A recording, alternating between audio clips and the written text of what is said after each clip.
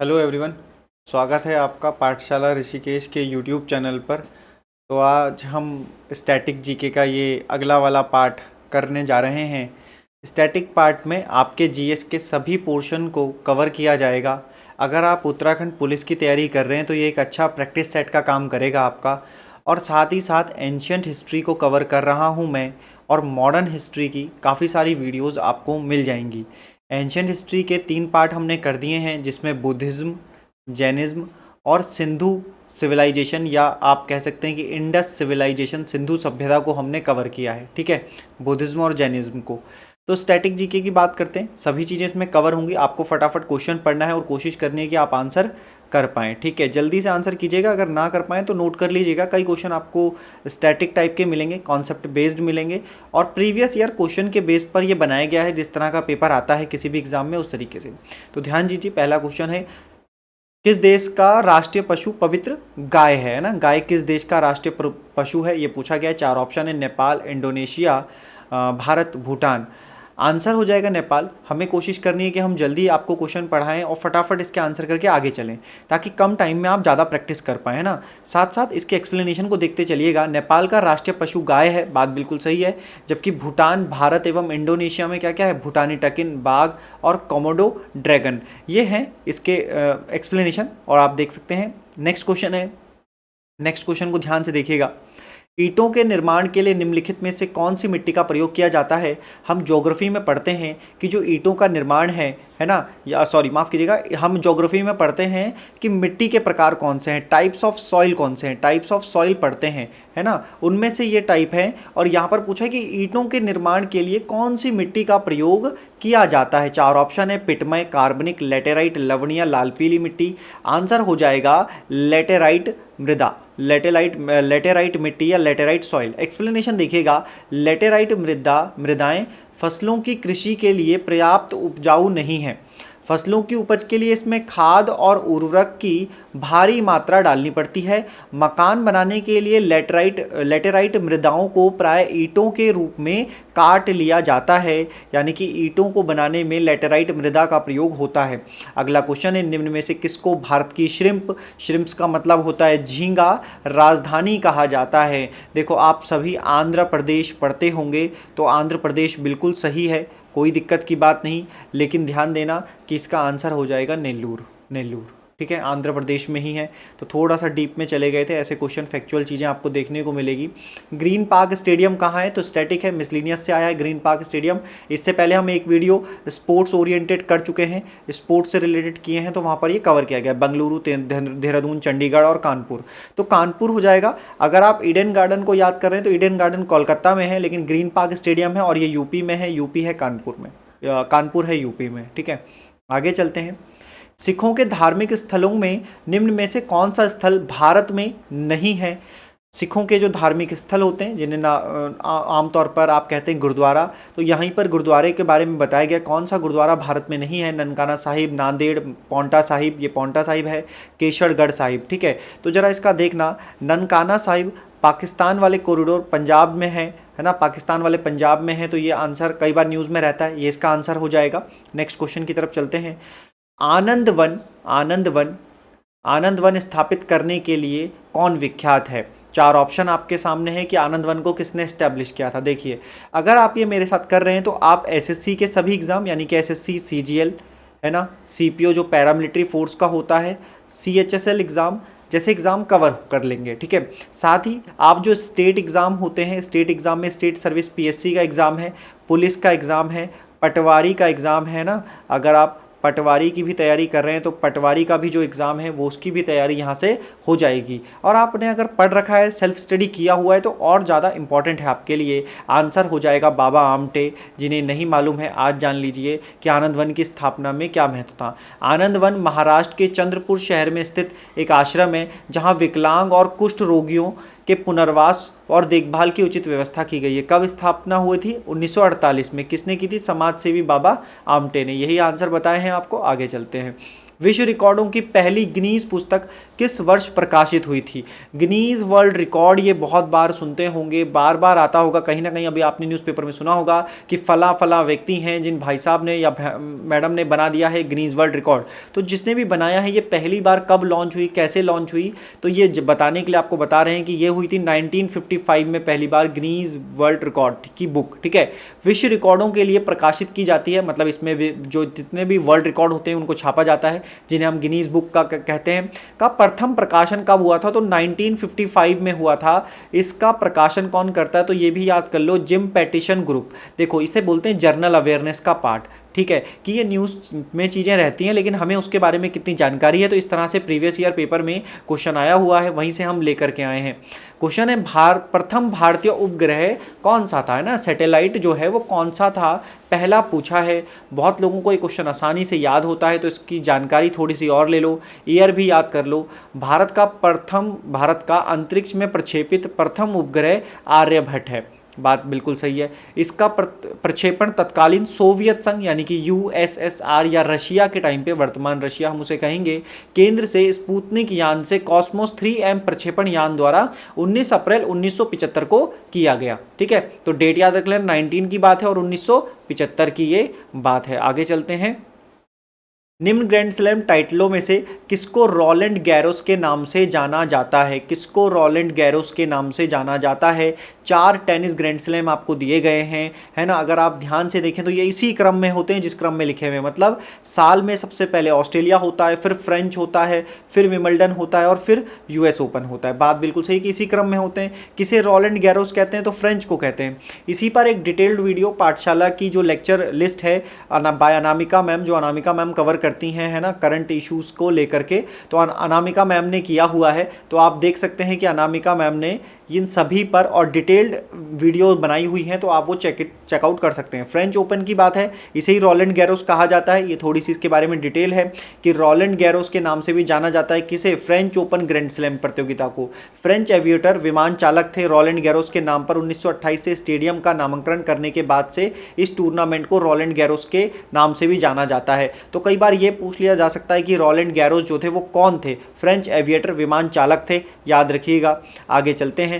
किस खेल में बुल्स आई आसान है, देखिए मैं लेकर के आया क्योंकि प्रीवियस ईयर पेपर में भी ये क्वेश्चन आया हुआ था। और बात ये है कि भाई बुल्स आई मतलब जितने भी स्पोर्ट्स होते हैं उनसे जो टर्मोलॉजी यूज होती है वो कई बार पूछ ली जाती है, शब्द का प्रयोग किया जाता है। 4 ऑप्शन, बास्केटबॉल, शूटिंग, बॉक्सिंग और पोलो। बुल्स आई की बात है तो शूटिंग याद होगा, और शूटिंग याद आ रहा है तो आपको याद आना चाहिए कौन? अभिनव बिंद्रा, है ना, क्योंकि आपको नीरज चोपड़ा जी की याद होगी अभी।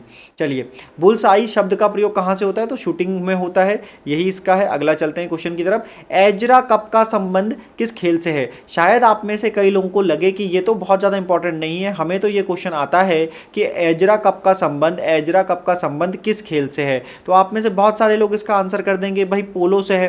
कोई बड़ी बात नहीं कि पोलो इसका आंसर हो जाएगा, ठीक है, लेकिन आपको एडिशनल जानकारी देंगे तो आपको ज़्यादा अच्छा लगेगा कि आखिर एजरा कप कौन पहली बार इसको मतलब चलाता है, कौन इसको जो है वहाँ पर ऑर्गेनाइज करता है। तो एजरा कप एक लोकप्रिय पोलो टूर्नामेंट है, ये वाली बात याद रहेगी। पोलो टूर्नामेंट क्या है? एजरा कप, जिसका आयोजन कोलकाता पोलो क्लब द्वारा किया जाता है। कहाँ से किया जाता है? कलकत्ता पोलो क्लब द्वारा। तो ज़रूर आप इस क्वेश्चन को जानते होंगे, लेकिन आपको ये जानकारी इंटरेस्टिंग लगी होगी तो आपको याद कर लेना है। एजरा कप टूर्नामेंट का आयोजन 1880 में किया गया था पहली बार। आगे चलते हैं। चरक किसके राज चिकित्सक थे? एंशिएंट हिस्ट्री से ये क्वेश्चन आया है, चरक के बारे में है। चरक के बारे में सभी लोग जानते हैं कि वो एक चिकित्सक थे, लेकिन वो किसके दरबार में थे इस बारे में पूछा गया है। आंसर हो जाएगा कनिष्क, ठीक है, आंसर हो जाएगा कनिष्क। जिन्हें याद नहीं होता है अगर चरक की बात है तो ये का याद रखो, ये का चिल्ला चिल्ला के कह रहा है कि मैं चरक और कनिष्क का रिलेटिव हूँ। ये देखो है ना, 2 का है कनिष्क में। आगे चलते हैं और समझते हैं। चरक कनिष्क के राज चिकित्सक थे, इन्हें चिकित्सा का जनक कहा जाता है। इन्हें चिकित्सा की प्रत्येक विधा पर समान अधिकार था। इन्होंने चिकित्सा शास्त्र चरक संहिता की रचना की थी। चलिए आगे समझते हैं। जहांगीर का अर्थ है मुगल, है ना, ये मेडवेल इंडिया से क्वेश्चन है। जहांगीर का अर्थ क्या है? जहांगीर का शब्द के बारे में पूछा गया है, इस तरीके से कई बार ये आंसर आता है। विश्व विजेता, आसान क्वेश्चन है। आगे चलते हैं। छत्रपति शिवाजी को हराने के लिए औरंगजेब का टाइम पीरियड। औरंगजेब ने निम्न में से किसको भेजा था? छत्रपति शिवाजी को हराने के लिए औरंगजेब ने निम्न में से किसको भेजा था? 4 ऑप्शन है A B C D कि भाई राजा जसवंत सिंह है, राजा मान सिंह है, राजा भगवान दास, राजा जय सिंह।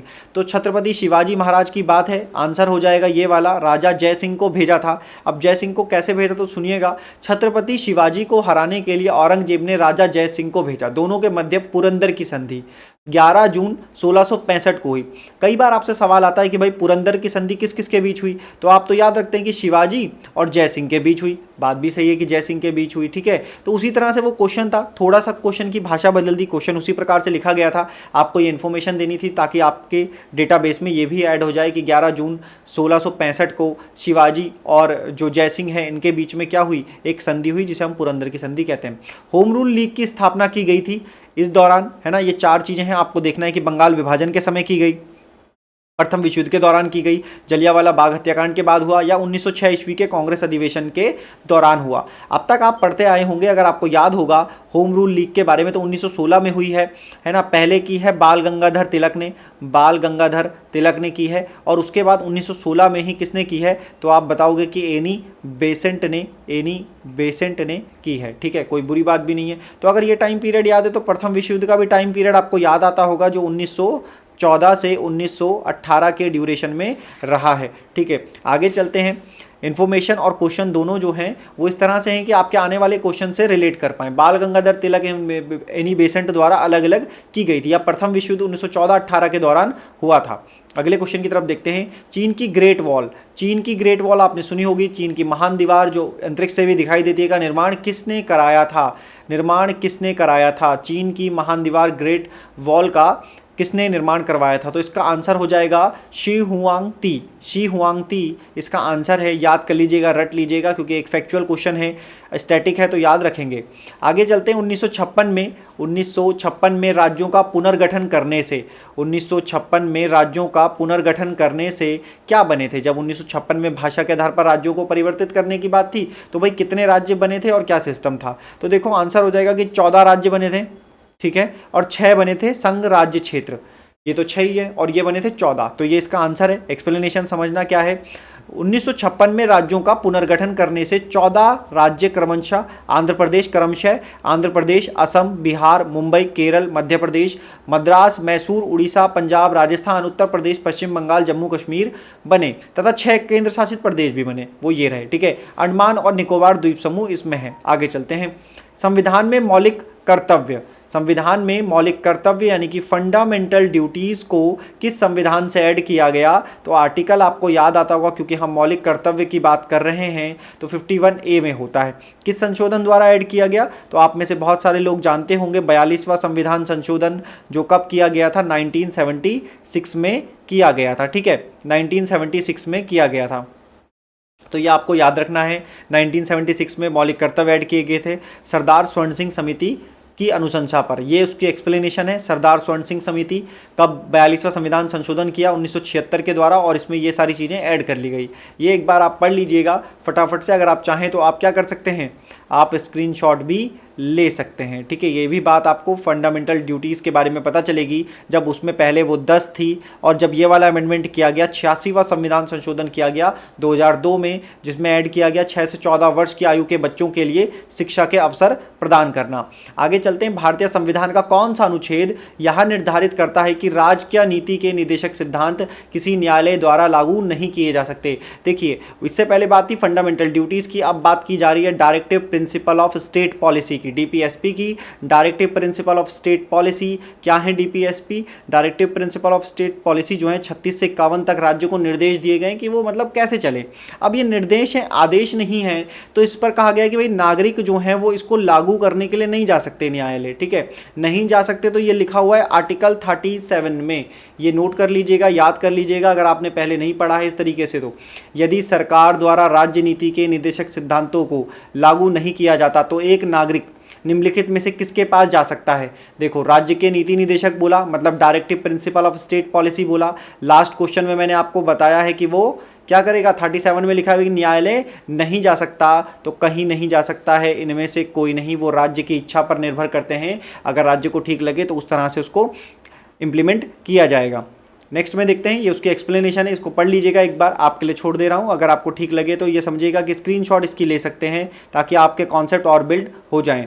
भारत के राष्ट्रपति के चुनाव के लिए नागरिक को कितनी आयु पूरी कर लेनी चाहिए, ये ऑप्शन है, आप कर पाएंगे इसको, उम्मीद है ना। आपको कुछ याद होना चाहिए कि हमारे यहाँ जो एज का क्राइटेरिया है वो 35, 25, 30 इस तरह से ले लीजिए, 21 रहता है, ठीक है, यही एज क्राइटेरिया रहता है। तो इसके लिए कर सकते हो कि भाई प्रेसिडेंट बनने के लिए और वाइस प्रेसिडेंट बनने के लिए, ठीक है, लोकसभा का मेंबर बनने के लिए, विधानसभा का मेंबर बनने के लिए, प्राइम मिनिस्टर बनने के लिए, सीएम बनने के लिए, है ना, ये सारी चीज़ें हो जाती हैं। एमपी एमएलए इसी में आ जाएगा, लोकसभा विधानसभा।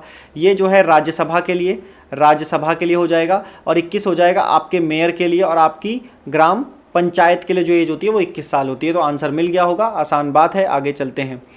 गंगा डेल्टा के मैंग्रोव वनों को क्या कहा जाता है? गंगा डेल्टा के मैंग्रोव वनों को क्या कहा जाता है? 4 ऑप्शन है, मॉनसून वन, सुंदरबन वन, सदाबहार, गुलम वनस्पति। ये देख के आप बता देंगे कि सुंदरवन जो होते हैं, जो सुंदरवन डेल्टा में होते हैं, उन्हीं को मैंग्रोव वन भी कहा जाता है। अगले क्वेश्चन की तरफ चलते हैं। हमारे सौर मंडल में कौन सा ग्रह लगभग पृथ्वी जितना बड़ा है? मतलब पृथ्वी जितना बड़ा है ये आपको बताना है। सौर मंडल के 8 प्लैनेट में से ऑप्शन है मरकरी, मंगल, शुक्र, प्लेटू, ठीक है। तो इसमें से देखिएगा कौन है, तो ये आंसर हो जाएगा शुक्र का। वीनस जो होता है उसे कहा जाता है कि वो पृथ्वी जितना ही बड़ा है। तो इस पर हम और डिटेल में डिस्कशन करेंगे। आगे चलते हैं। ये हमारे कुछ क्वेश्चन थे जो हमने स्टैटिक पार्ट से मोस्ट इंपॉर्टेंट क्वेश्चन लिए थे आपके लिए, ठीक है। आपको वीडियो अच्छी लगी हो तो सब्सक्राइब कीजिएगा चैनल को। हमें इन सोशल प्लेटफॉर्म पे आप फॉलो कर सकते हैं, फेसबुक पर, इंस्टाग्राम पर, टेलीग्राम पर और यूट्यूब पर, पाठशाला ऋषिकेश के नाम से। लेक्चर देखने के लिए धन्यवाद। Thank you very much.